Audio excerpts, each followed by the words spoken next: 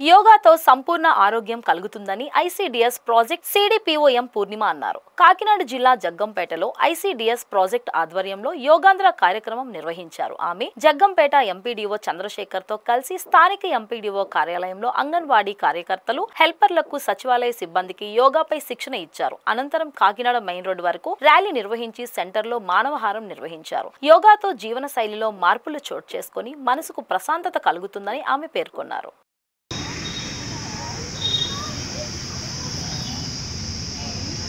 యోగము అంటే కలయిక అని అర్థం. దేంతో కలయిక? మనం రోజువారీ జీవితంలో అనేకమైనటువంటి సమస్యలతో సతమతమవుతున్నాం.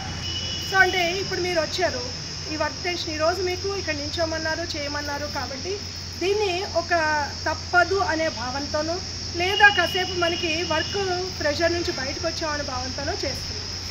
సో ఇది మీరు కంటిన్యూ చేయడం ద్వారా మన కాన్సన్ట్రేషన్ లెవెల్స్ని, ఫోకస్ని మన వర్క్ మీద పెట్టడానికి అవకాశం ఏర్పడుతుందండి.